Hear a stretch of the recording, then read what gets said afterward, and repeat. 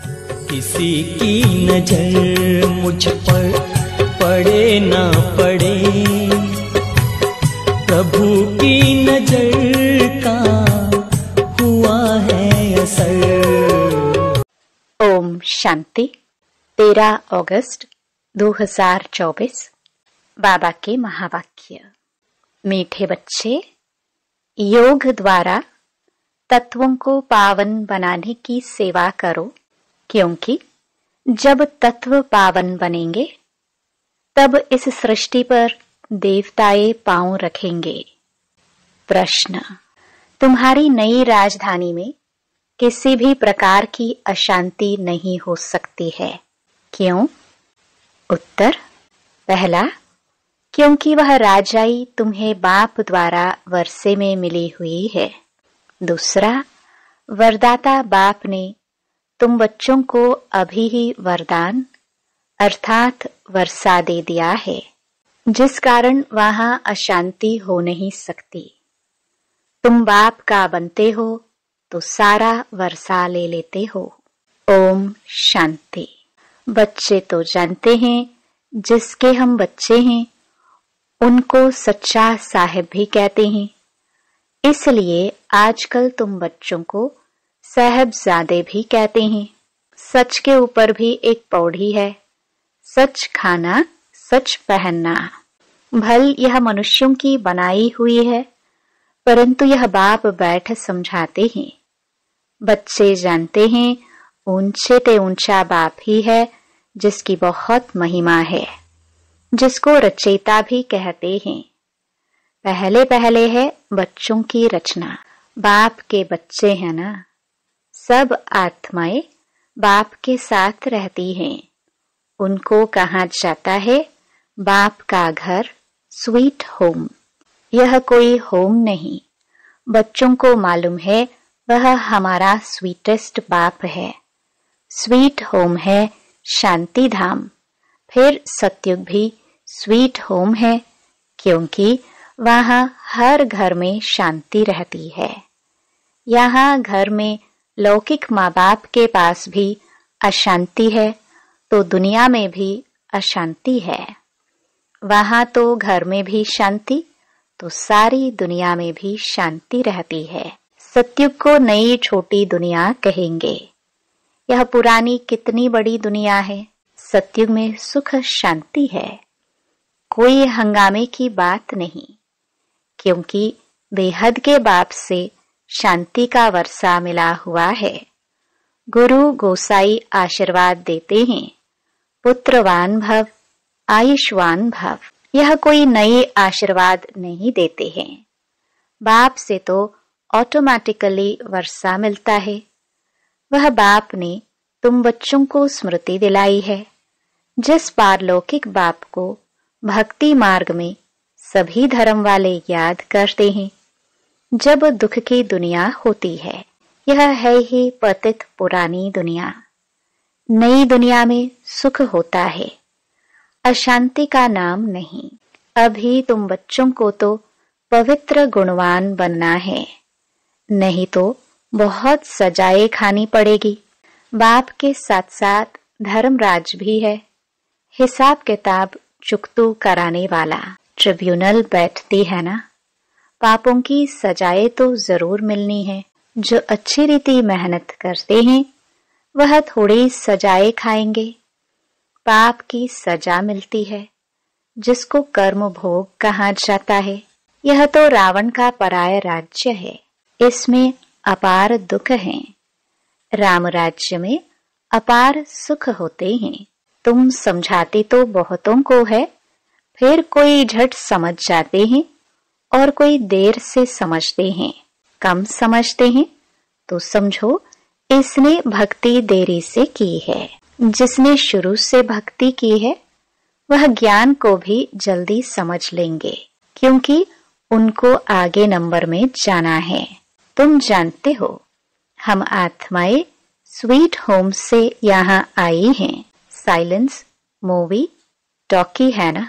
बच्चे ध्यान में जाते हैं तो सुनाते हैं कि वहां मूवी चलती है। उनका कोई ज्ञान मार्ग से ताल्लुक नहीं। मुख्य बात है अपने को आत्मा समझ बाप को याद करो, बस और कोई बात नहीं। बाप निराकार, बच्चे भी यानी आत्मा भी इस शरीर में निराकार है और कोई बात ही नहीं उठती। आत्मा का लव तो एक परमपिता परमात्मा के साथ ही है। शरीर तो सब पतित हैं, तो पतित शरीर से लव हो ना सके। आत्मा भल पावन बन जाती है, परंतु शरीर तो पतित है। पतित दुनिया में शरीर पावन बनता ही नहीं। आत्मा को तो पावन यहाँ बनना है, तब इन पुराने शरीरों का विनाश होगा। आत्मा तो अविनाशी है। आत्मा का काम है बेहद के बाप को याद कर पावन बनना। आत्मा पवित्र है तो शरीर भी पवित्र चाहिए। वह मिलेगा नई दुनिया में। आत्मा भल पावन बन जाए। आत्मा को एक परमपिता परमात्मा के साथ ही योग लगाना है। बस इस पतित शरीर को तो टच भी नहीं करना है। यह आत्माओं से बाप बात करते हैं, समझने की बातें हैं ना। सतयुग से लेकर कलयुग तक शरीरों के साथ लटके हो। भल वहां आत्मा और शरीर दोनों पवित्र हैं। वहां विकार में जाते नहीं, जिससे शरीर या आत्मा विकारी बने। वल्लभाचारी भी होते हैं, टच करने नहीं देते। तुम जानते हो उन्हों की आत्मा कोई निर्विकारी पवित्र नहीं होती। वह एक वल्लभाचारी पंथ है जो अपने को ऊंच कुल वाले समझते हैं। शरीर को भी टच करने नहीं देते हैं। यह नहीं समझते कि हम विकारी अपवित्र हैं। शरीर तो भ्रष्टाचार से पैदा हुआ है। यह बातें बाप आकर समझाते हैं। आत्मा पावन बनती जाती है तो फिर शरीर भी बदली करना पड़े। पावन शरीर तो तब बने जब 5 तत्व भी पावन बन जाए। सतयुग में तत्व भी पवित्र होते हैं, तब शरीर भी पवित्र बनते हैं। देवताएं पतित शरीर में पतित धरनी पर पैर नहीं रखते हैं। उनकी आत्मा और शरीर दोनों पवित्र पावन होते हैं, इसलिए वह सतयुग में ही पैर धरते हैं। यह है पतित दुनिया। आत्मा पारलौकिक बाप परमात्मा को याद करती है। एक है शारीरिक बाप, एक है अशरीरी बाप। अशरीरी बाप को याद करते हैं क्योंकि उनसे ऐसा सुख का वर्षा जरूर मिला है, तो याद करने बिगर रह नहीं सकते। भल इस समय तमो प्रधान बने हैं तो भी उस बाप को जरूर याद करते हैं, परंतु यह फिर उल्टी शिक्षा मिलती है कि ईश्वर सर्वव्यापी है। फिर इस बात में भी मूंझ पड़ते हैं कि मनुष्य मनुष्य ही बनता है। यह सब भूले बाप आकर समझाते हैं। बाप एक ही मन मनाभव का मंत्र देते हैं, उनका भी अर्थ चाहिए। अपने को आत्मा समझ बाप को याद करो। बस यही धुन लगी रहे जिससे तुम पावन बन सकेंगे। देवताएं पवित्र हैं, अब बाप आकर फिर से ऐसा पवित्र बनाते हैं। सामने एम ऑब्जेक्ट रख देते हैं। जो भूत मूर्ति बनाने वाले होते हैं, मनुष्य की सूरत देख झट उनका भूत बना देते हैं, जैसे कि वह जीता जागता सामने बैठा है। वह तो जड़भूत हो जाते हैं। यहाँ बाप तुमको कहते हैं तुमको ऐसा चैतन्य लक्ष्मी नारायण बनना है। कैसे बनेंगे? मनुष्य से देवता तुम इस पढ़ाई और प्योरिटी से बनेंगे। यह स्कूल है ही मनुष्य से देवता बनने का। वह जो भूत आदि बनाते हैं उसको आर्ट कहा जाता है। हूबहू वही शक्ल आदि बनाते हैं। इसमें हूबहू की बात ही नहीं। यह तो जड़ चित्र है। वहां तो तुम नेचुरल चैतन्य बनेंगे ना। 5 तत्वों का चैतन्य शरीर होगा। यह तो जड़ चित्र मनुष्यों का बनाया हुआ है, हूबहू तो हो ना सके, क्योंकि देवताओं का फोटो तो निकल ना सके। ध्यान में भल साक्षात्कार करते हैं, परंतु फोटो निकल ना सके। कहेंगे हमने ऐसा दीदार किया। चित्र तो न खुद न कोई और बना सके। खुद ऐसा तब बनेंगे जब बाप से नॉलेज लेकर पूरी करेंगे, तब हूबहू कल्प पहले मिसल बनेंगे। यह कैसा कुदरती वंडरफुल ड्रामा है। बाप बैठ यह कुदरती बातें समझाते हैं। मनुष्यों को तो यह बातें ख्याल में भी नहीं रहती हैं। उन्हों के आगे जाकर माथा टेकते हैं, समझते हैं यह राज्य करके गए हैं, परंतु कब यह पता नहीं है। फिर कब आएंगे व क्या करेंगे कुछ पता नहीं। तुम जानते हो, सूर्यवंशी चंद्रवंशी जो होकर गए हैं वह हूबहू फिर से बनेंगे जरूर, इस नॉलेज से। वंडर है ना। तो अब बाप समझाते हैं, ऐसा पुरुषार्थ करने से तुम सो देवता बनेंगे। एक्टिविटी वही चलेगी जो सत्युग त्रेता में चली है। कितना वंडरफुल ज्ञान है। यह बुद्धि में ठहरे भी तब जब दिल की सफाई हो। सबकी बुद्धि में यह बातें ठहर ना सके। मेहनत चाहिए। मेहनत बिगर कोई फल थोड़े मिल सकता है। बाप तो पुरुषार्थ कराते रहते हैं। भल ड्रामानुसार ही होता है, परंतु पुरुषार्थ तो करना होता है। ऐसे थोड़ी बैठ जाएंगे। ड्रामा में होगा तो हमसे पुरुषार्थ चलेगा। ऐसे भी जंगली ख्यालात वाले बहुत होते हैं। हमारी तकदीर में होगा तो पुरुषार्थ जरूर चलेगा। अरे पुरुषार्थ तो तुमको करना है। पुरुषार्थ और प्रारब्ध होती है। मनुष्य पूछते हैं, पुरुषार्थ बड़ा या प्रारब्ध बड़ी? अब बड़ी तो प्रारब्ध होती है, परंतु पुरुषार्थ को बड़ा रखा जाता है, जिससे प्रारब्ध बनती है। हर एक मनुष्य मात्र को पुरुषार्थ से ही सब कुछ मिलता है। कोई ऐसे भी पत्थर बुद्धि हो पड़ते जो उल्टा उठा लेते हैं। समझा जाता है इनकी तकदीर में नहीं है, टूट पड़ते हैं।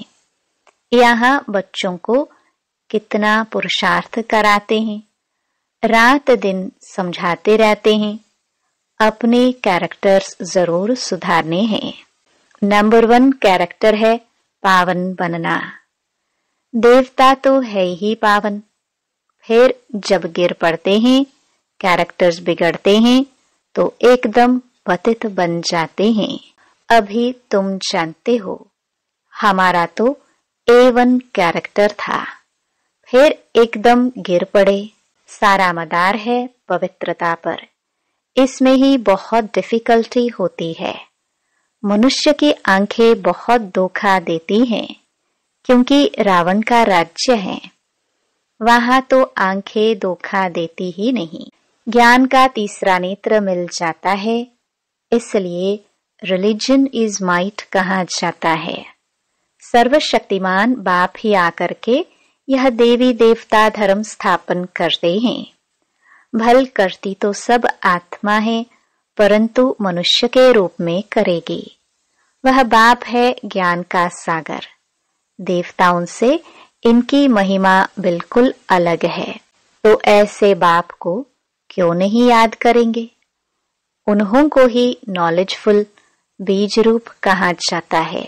उनको सत चित आनंद क्यों कहा जाता है?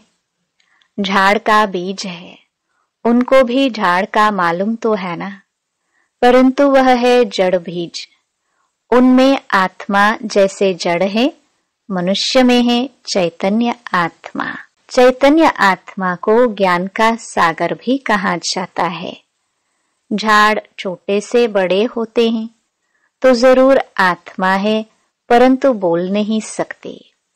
परमात्मा की महिमा कितनी है, ज्ञान का सागर। यह महिमा आत्मा की नहीं, परम आत्मा माना परमात्मा की गाई जाती है। फिर उनको ईश्वर आदि कहते हैं। असल नाम है परम पिता परमात्मा। परम अर्थात सुप्रीम। महिमा भी बड़ी भारी करते हैं। अभी दिन प्रतिदिन महिमा भी कम होती है, क्योंकि पहले बुद्धि सतो थी, फिर रजो तमो प्रधान बन जाती है। यह सब बातें बाप आकर समझाते हैं। मैं हर 5000 वर्ष बाद आकर पुरानी दुनिया को नई दुनिया बनाता हूँ। गायन भी है ना, सतयुग आदि है भी सत, हो से भी सत। कोई पौड़ी अच्छी बनाई हुई है, क्योंकि वह तो फिर भी इतने पतित नहीं है। पीछे आने वाले इतने पतित नहीं होते। भारतवासी ही बहुत सतो प्रधान थे, वही फिर बहुत जन्मों के अंत में तमो प्रधान बने हैं। और धर्म स्थापकों के लिए ऐसे नहीं कहेंगे। वह न इतना सतो प्रधान बनते, न इतना तमो प्रधान बनना है। न बहुत सुख देखा है, न बहुत दुख देखेंगे। सबसे जास्ती तमो प्रधान बुद्धि किसकी बनी है? जो पहले पहले देवता थे, वही सब धर्मों से जास्ती गिरे हैं।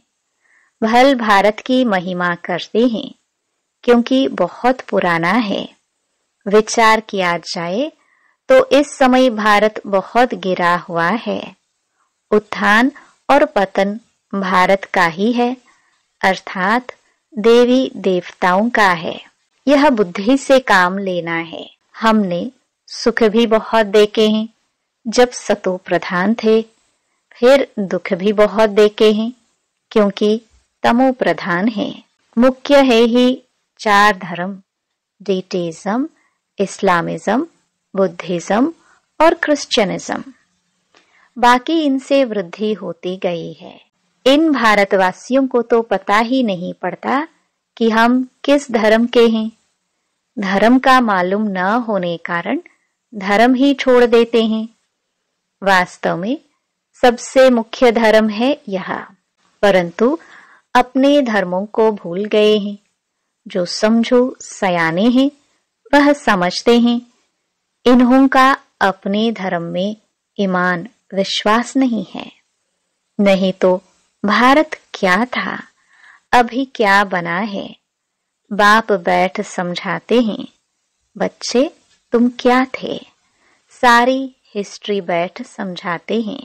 तुम देवता थे, आधा कल्प राज्य किया, फिर आधा कल्प के बाद रावण राज्य में तुम धर्म भ्रष्ट कर्म भ्रष्ट बन गए। अभी फिर तुम दैवी संप्रदाय के बन रहे हो। भगवान वाच्य बाप कल्प कल्प तुम बच्चों को ही समझाकर ईश्वरीय संप्रदाय बनाते हैं।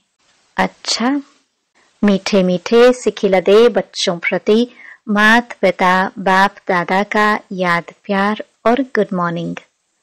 रूहानी बाप की रूहानी बच्चों को नमस्ते। धारणा के लिए मुख्य सार।